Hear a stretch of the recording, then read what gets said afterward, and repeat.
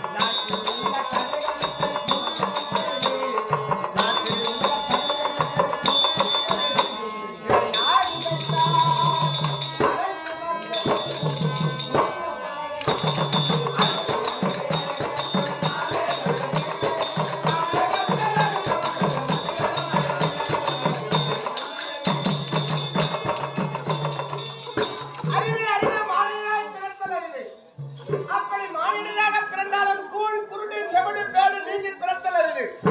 அப்படி கூழ் குருடு செவடு பேடு இப்படி சொல்லக்கூடிய 4 குணமும் நீங்கி பிறந்தாலும் பெண்ணாக பிறக்காமல் ஆணாக பிறப்பது அதிலும் அரிது. அப்படி ஆணாக பிறந்தாலும் தானமும் தயவும் தான் செய்தல் என்பார்கள். அப்படி தானமும் தயவும் தான் செய்தால் வானகத்தை நோக்கி வழிபடலாம் என்று ஆண்டோர் வாக்கு இருந்தாலும் திருவண்ணாமலை மாவட்டம் கிழக்கு வட்டம் நம்முடைய கங்கைவார கிராமத்தைச் சேர்ந்த அன்னை அபிராமி நாடக மன்றத்தின் ஆசிரியர் கலை முதுமணி விருது பெற்ற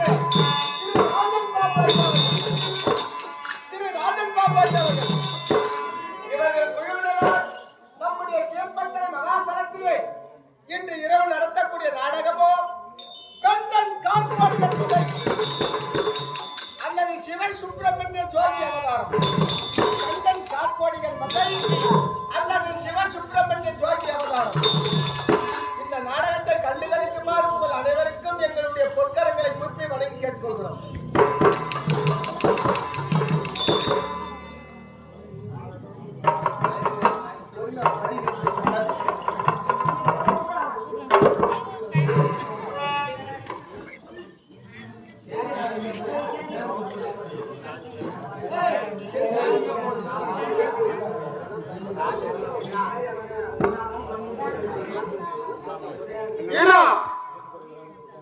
திருவண்ணாமலை மாவட்டம் கலசமக்க வட்டம் நம்முடைய கேப்பத்திரை கிராமத்திலே சுமார் 60 ஆண்டுகளுக்கு மேலாக இப்பதான் அவ்வளவு வயசாகி போச்சு நடக்க முடியல.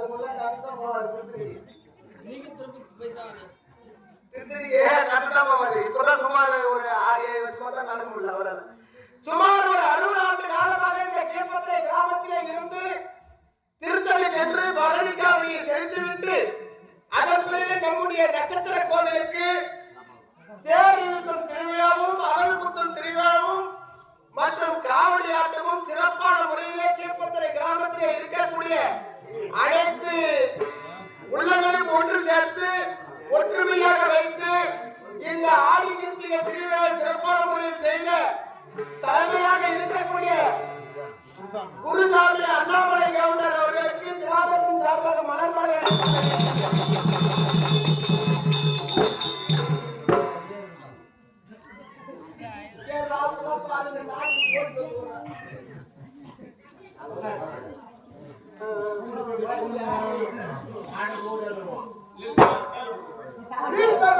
சபையோ